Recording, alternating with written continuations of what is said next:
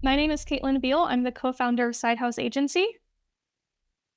And my name is Lou Dagda, and I'm also the co-founder of Side House Agency. All right. And do you guys mind just explaining a little bit about what Side House is and what your mission is? Side House Agency is a staff augmented video editing company. So we focus on being not the freelancer, but not the full-blown agency. We're the perfect fit to hop into creative teams and help develop their video strategy and execute. And this is going to go for both of you because I'm guessing there's going to be some slight variation here. How'd you know that being an entrepreneur or starting your own business was the right fit for you? It's funny because like Lou and I think are probably gonna have pretty different answers. For me, I have already had a failed company before Side House, and I really enjoyed that journey. I just at the time recognized I didn't have the business acumen to execute. So for me, it was since 24 years old, and I had stepped away from corporate to see if I can do it on my own, and I just loved it. I love the energy it brings. I love the grit it requires. I love the connections it takes to run a business. For me, having the business be mine and having that control over it, like even with a partner, it's more than having like a 9 to 5 job. It really like makes it or breaks it for me. It just brings me a lot of joy.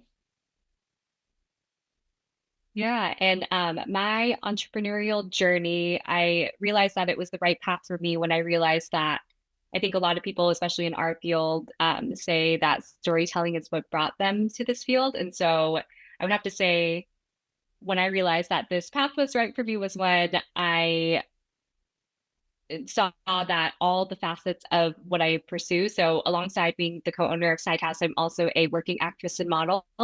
And so, pursuing in front of the camera opportunities while already having all of this experience behind the camera, I just knew that this path was right for me because I learned that I can do storytelling in different ways. And so, I love that, my editing experience informs my acting experience and vice versa. And it's similar to what Katelyn said, like just the energy it brings of no 2 days are the same is something that I just realized is a better fit for me than just maybe a regular 9 to 5.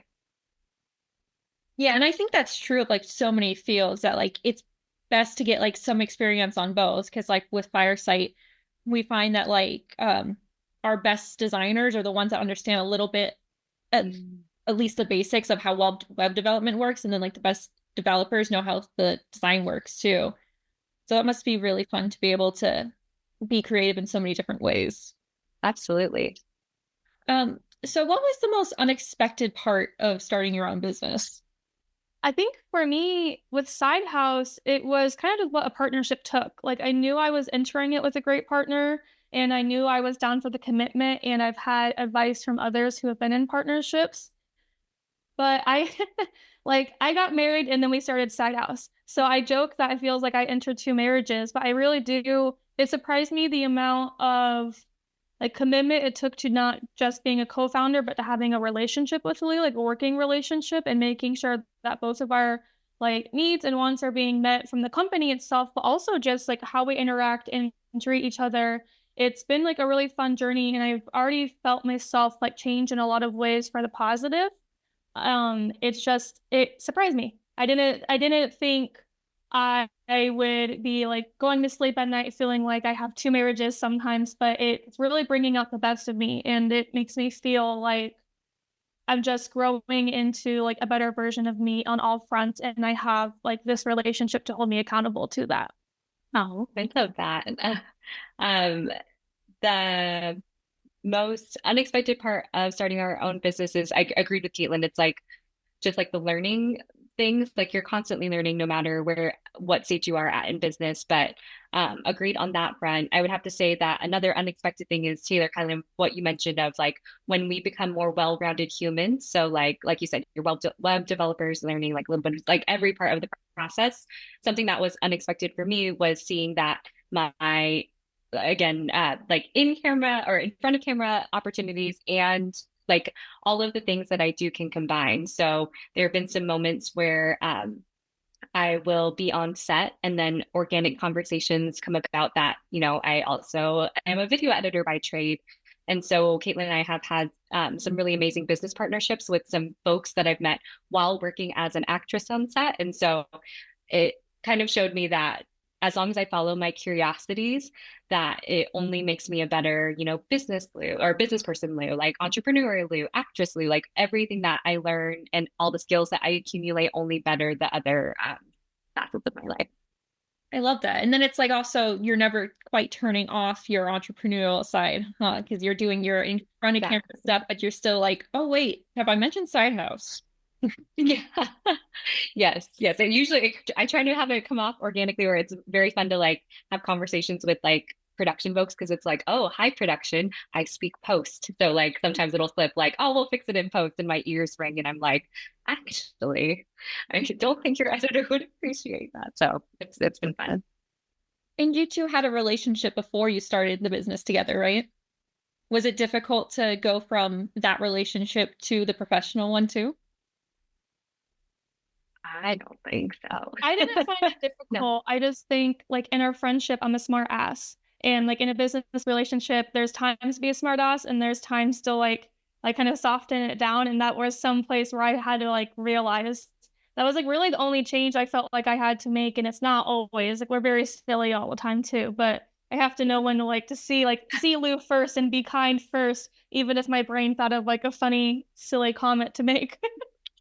But we thrive on those. I think the only change on my end was just like the ways we communicate. So like we use Slack and we use like of course email and all the things. So it's great because Katelyn and I just make sure like if it's a friendship thing, we text about it or call. If it's work related, like we have our little Slack channel so that we can compartmentalize in our brains too, or my brain especially. Yeah, I completely get that. I can't have too many things going in one place at a time. Nope. Nope. It just not work like that. So being in such a creative industry, how do you balance being a creative but also having to put your business first? Do you want to go for that one, Lou? Yeah, I was actually going to say it's something that I learned from Katelyn, especially. Burnout is part of my just like career journey, less side house, more just I pursued post production in Los Angeles.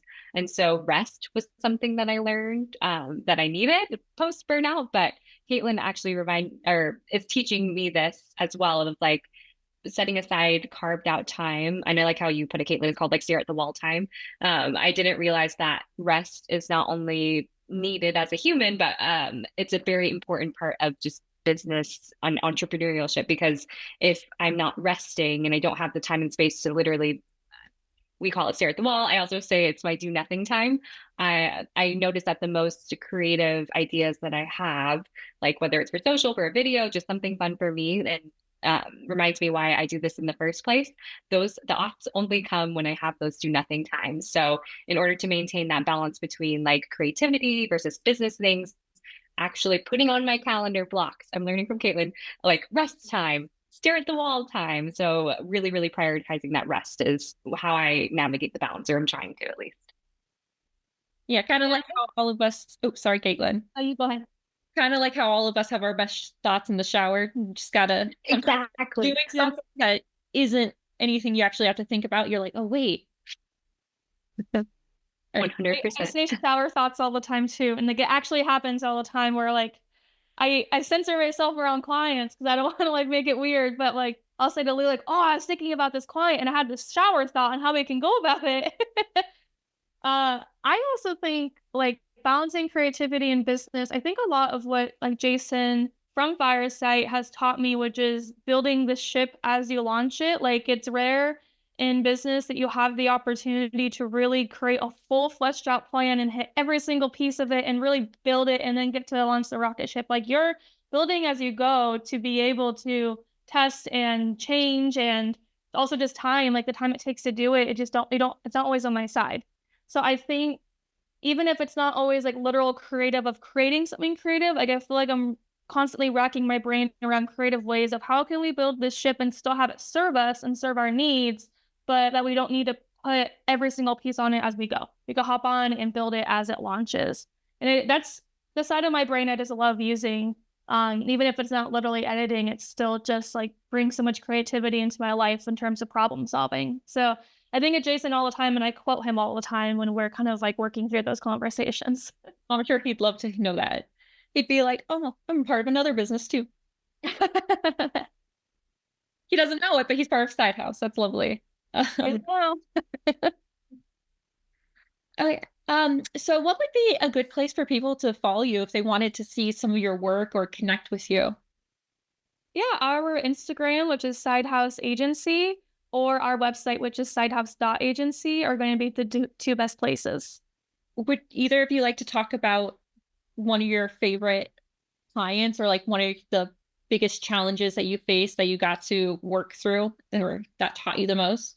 I think for me, one of the biggest challenges is like adaptability with clients. Like every client is different from what they need out of the deliverables to how they like being talked to. And like it requires a really keen listening ear. And the adaptability can be really fun for me. Like I love it when a client is like down to earth and throws a few curse words in and I know like, okay, cool, I'm over here. And then you have some clients that are just pish posh professional and like it's fun to show up in those spaces. And like I had one client that I swore I had to turn into like Chicago Katelyn for him. Like never hadn't seen her in a long time, but he was just very like aggressive in the way he talked and like what he had wanted. And I tried to show up as just like myself first and felt like I wasn't getting through. And so I kind of just matched his energy. And I was a little nervous about that because I don't usually talk to clients that way, but I matched the energy and it just like clicked. He's like, yeah. And like we jived and we got everything done and he was happy and he like gave us a referral and is like super ecstatic. So it's fun to have to show up to those moments and like really listen and get into like not only does what does this client want, but how can I effectively communicate with them in like their language or their like point of view. Yeah, thank you for sharing that one, Katelyn.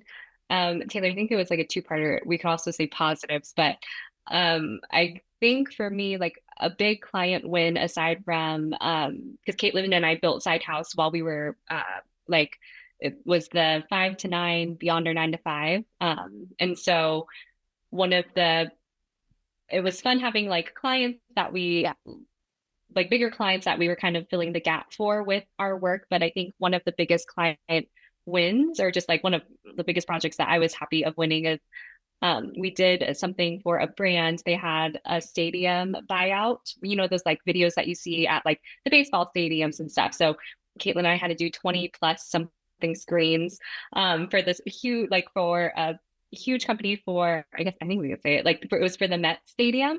And so being able to see our videos on like that big of a scale was like a huge win when we're only like coming up on our 2 year birthday. Like that was a really, really cool one because we got to see like screenshots of the stadium and like our little videos. And it's just crazy to see like from our computer screens to the big stadium. It just showed how big, it showed me how big Side House could be.